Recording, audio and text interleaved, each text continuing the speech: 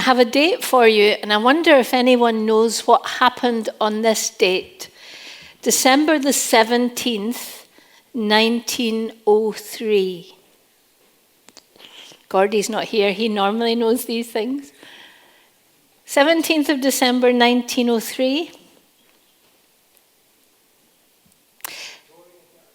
No.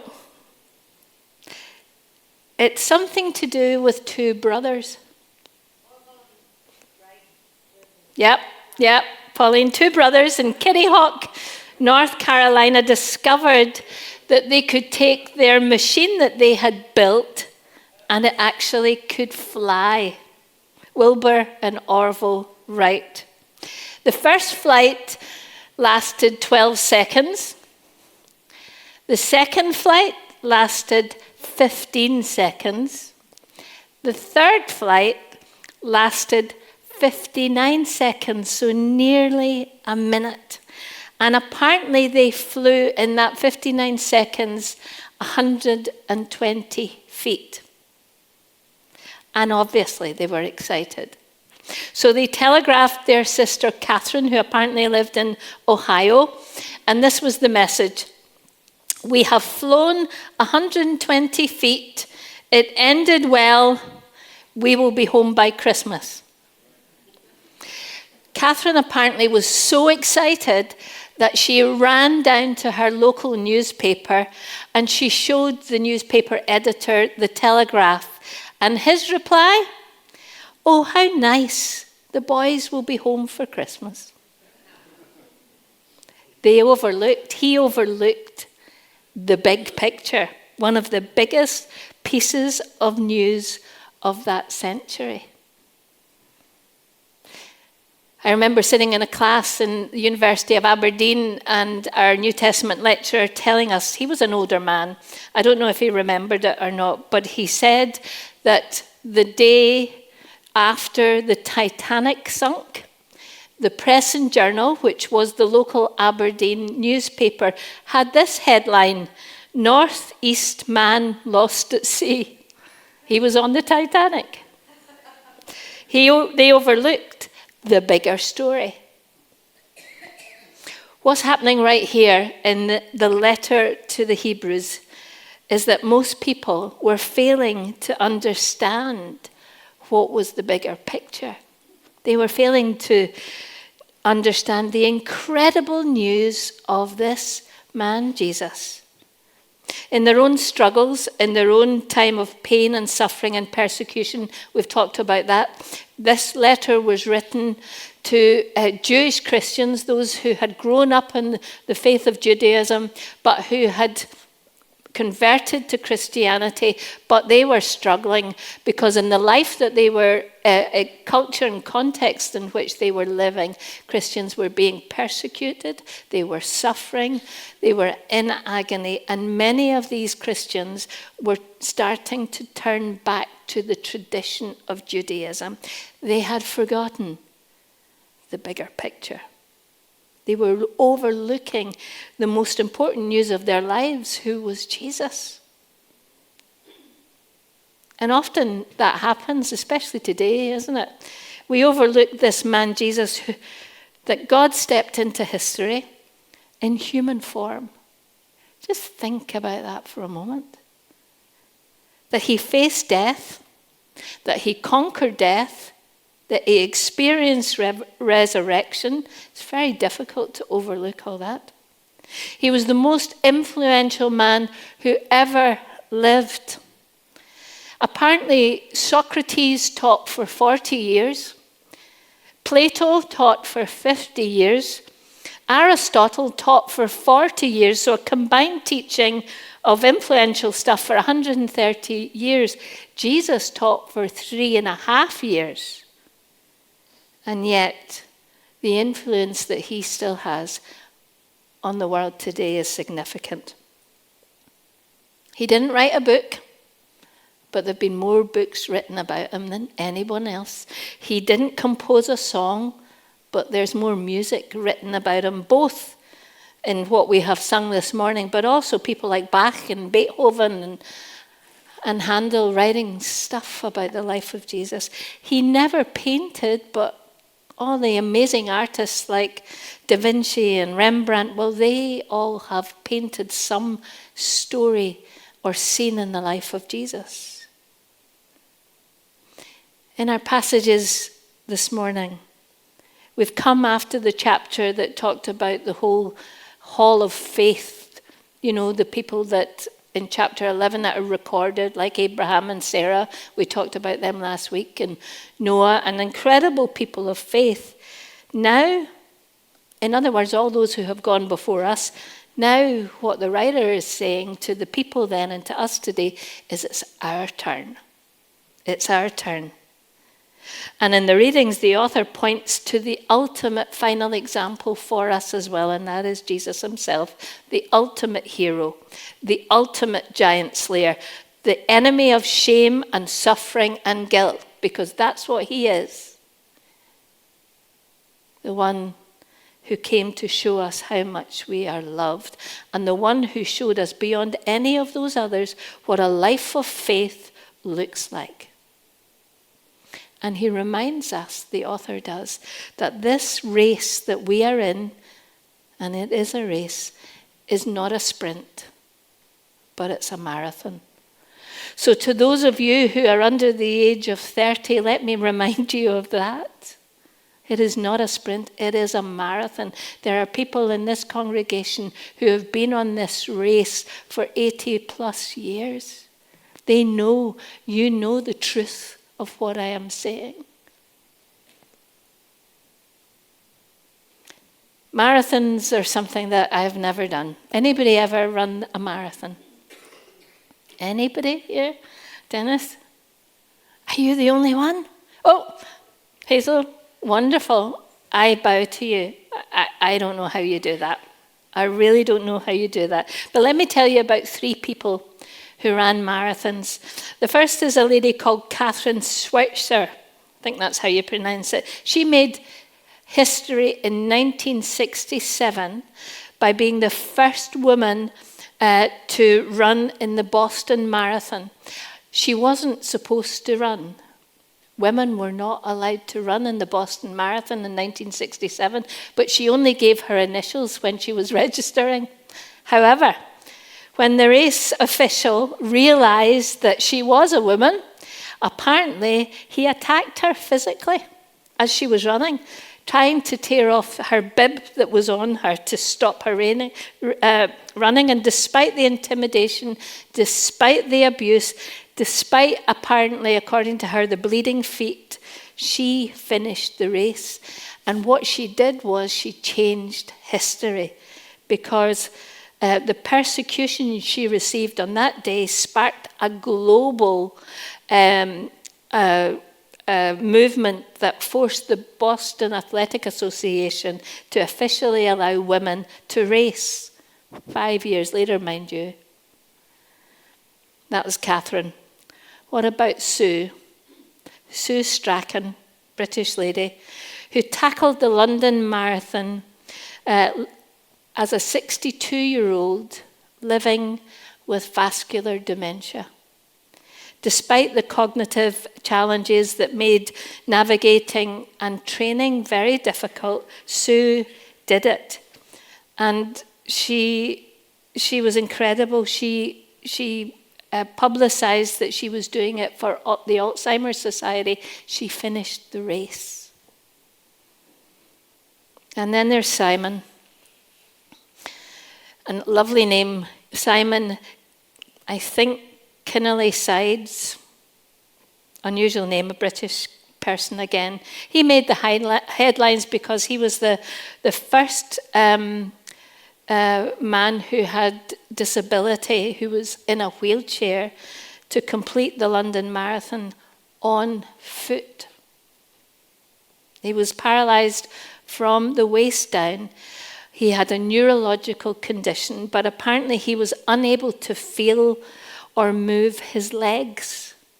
And so he completed the marathon over 24 hours using what is called robotic exoskeleton. Google him. Amazing. Catherine, Sue, Simon, running literal marathons with endurance and with perseverance, counting the cost, which was huge, but doing it anyway. That is what the author wants us to understand about this journey that we've been on through the book of Hebrews, that faith is an endurance race. Faith is a marathon. And what does he remind us to do? Well, he reminds us about Jesus so that we can not only think of the folks in chapter 11, but ultimately about him. The aspects of Jesus that were aspects of suffering, because I can only imagine that if you're training for a marathon, you suffer greatly. Hazel, yes?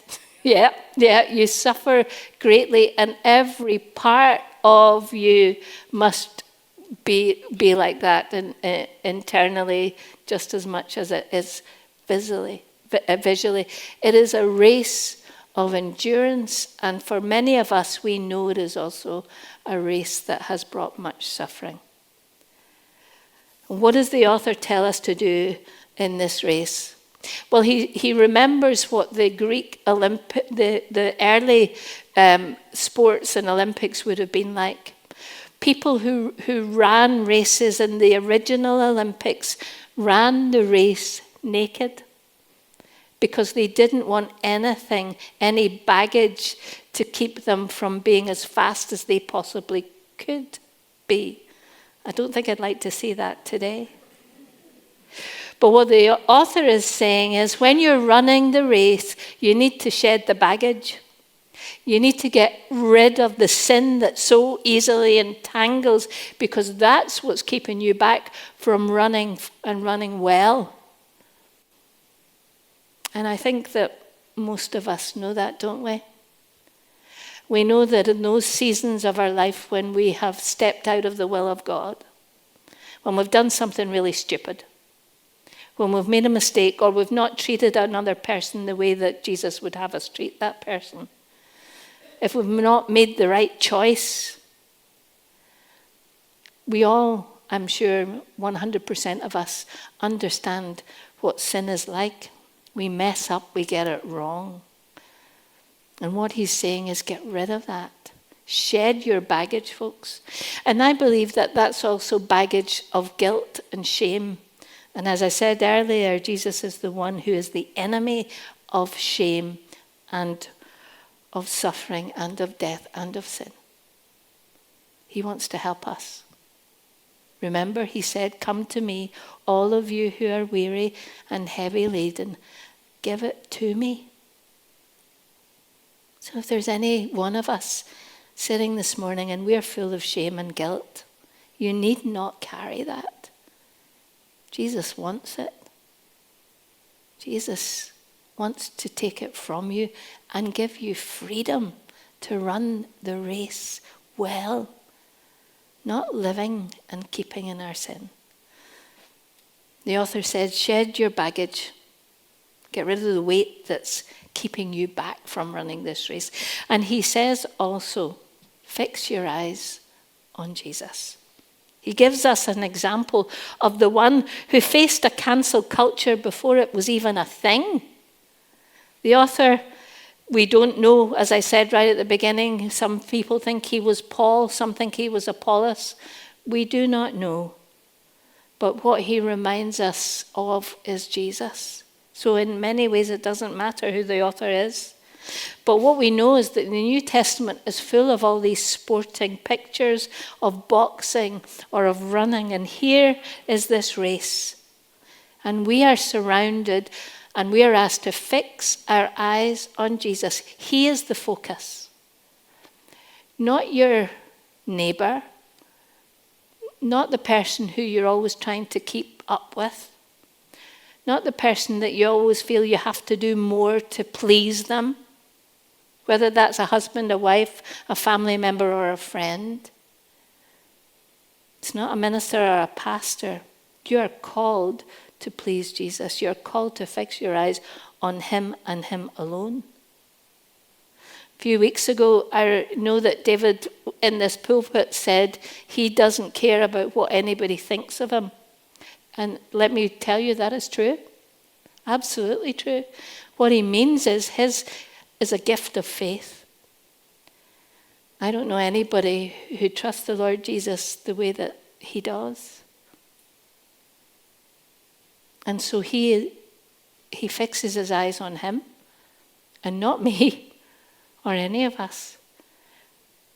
And I'm seeking to do the same. And what the author says is we're surrounded by a whole cloud of witnesses. One of the things that happens is that we get the wrong theology about those who go before us in death, who are people of faith especially. We talk about, if my mum is looking down on me today, well, my mum is never going to look down on me today because my mum loved Jesus. My mum is looking at him. My mother, my father, who also was a person of faith, they're looking at him. They're in a place where there's no more tears or sorrow or pain or illness or any of the frustrations that they had. They're in a place of worship. So this cloud of witnesses are the ones who we can be encouraged by because of what we saw in this life. They are cheering us on, but not looking down at us. They have gone before us. And we have an example of everyone that's been in your life and in mine who has loved Jesus and who has tried to live that faith out. And this congregation, well, we are blessed with a legacy, are we not, of faithful people who love Jesus and who sacrificed much so that we are here. He says, get rid of what holds you down, whether it's an idol or a person, get rid of it. Whether it's a pursuit or an association, get rid of what holds you down. Fix your eyes on Jesus. And we will be encouraged by this cloud of witnesses who have gone before us.